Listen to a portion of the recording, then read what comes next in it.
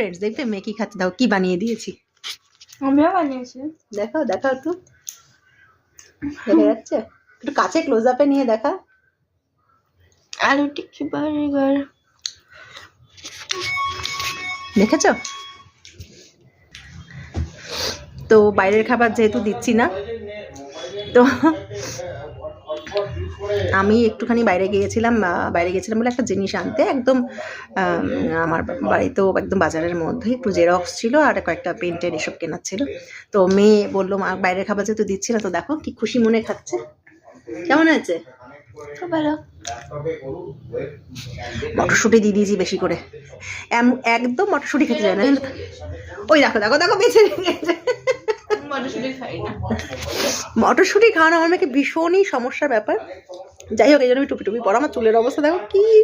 তো চলো, এরপর আবার পড়াশোনা শুরু। তো চলো, টাটা।